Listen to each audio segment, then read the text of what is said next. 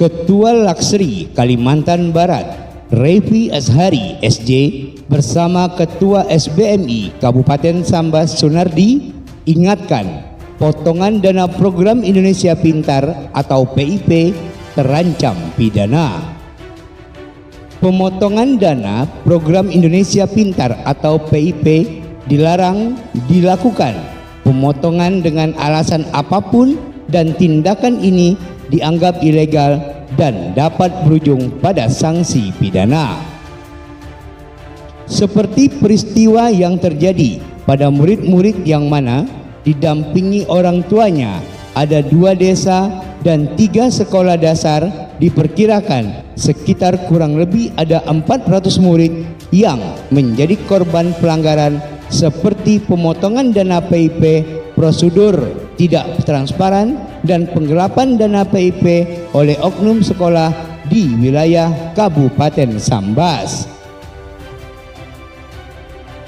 Orang tua atau emak-emak yang merasa anaknya dipotong dana PIP dan merasa tidak menerima sama sekali dana program Indonesia Pintar beramai-ramai mendatangi tim KMPP untuk meminta diperjuangkan nasib anak-anak mereka.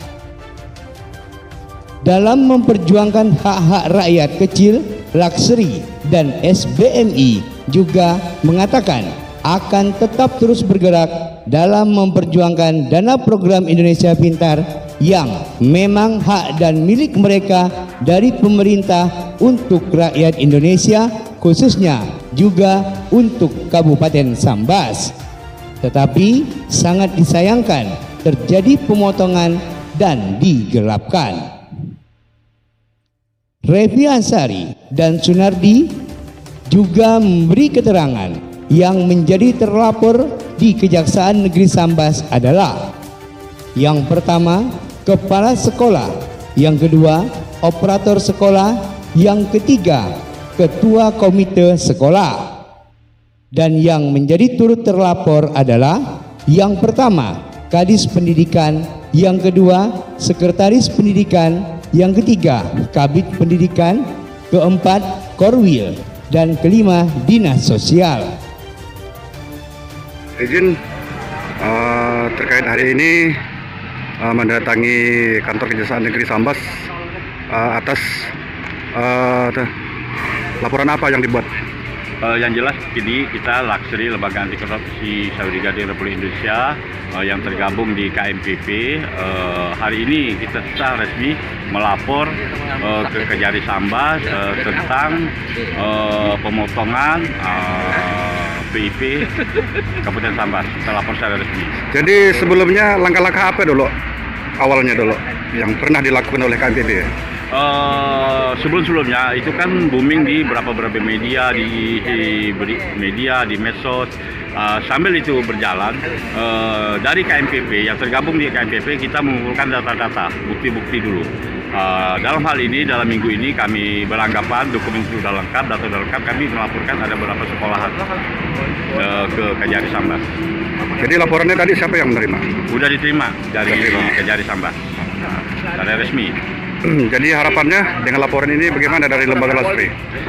Harapan kami dengan bukti-bukti yang ada dari pihak Kejari Sambas bisa membuktikan, bisa menaikkan ini sampai ke tingkat pengadilan. Itu aja harapan kami, dan itu harapan seluruh masyarakat yang rata-rata dipungut dipotong dana PIP-nya orang-orang tua murid.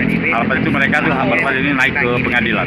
Ini yang dilaporkan ini terkait dana PIP yang reguler ya? Rata-rata tuh yang reguler. Terkait dari sekolah tingkat SD, SMP? Yang jelas kita tidak bisa sampaikan sini, nanti biar Kejari aja sampaikan. Yang jelas itu ada beberapa sekolah, sudah lengkap datanya. Ada beberapa sekolah di Kabupaten Sambas yang kita laporkan.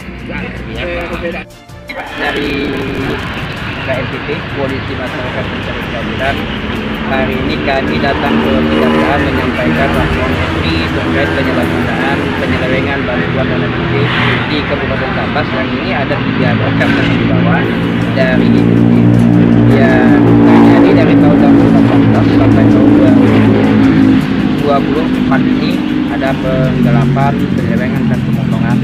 Nah, kami hari ini datang di sini adalah proses dari kami yang awalnya sudah melakukan hearing di DPRD Kabupaten Sambas, terus melakukan audiensi ke inspektorat, dan hari ini kami menindaklanjuti ke kejaksaan untuk memastikan ini ditindaklanjuti.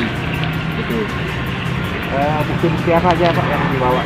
Nah, kami melengkapi bukti dari surat kuasa pendamping, itu salah satu dari persyaratan ya. Terus pokok-pokok pengaduan, dan buktinya di sini ada bukti rekening, identitas, terus kronologi peristiwa kami sampaikan yang dituangkan dalam laporan ini, Pak. Ada berapa sekolah Pak dan tingkat apa aja Pak? Yang sudah terkumpul 3, Pak. Dan justru yang sudah masuk di pengaduan sebenarnya ada sekitar 80-an dari tingkat SMA menengah pertama dan sekolah dasar. Nah, tapi yang hari ini baru 3 yang bisa dikumpulkan. Nah, mungkin nanti langsung kami melengkapi lagi untuk nanti disampaikan pengaduan ini. Kalau boleh tahu tadi Pak, diterima langsung oleh siapa Pak? Kami diterima dari Kasih Titus ya, di Pak Tiko. Ya, diterima. Jadi apa langkah-langkah mereka? Kami nanti untuk menindaklanjuti pengaduan ini diundang kembali pada hari Kamis, Pak, menjelaskan pengaduan.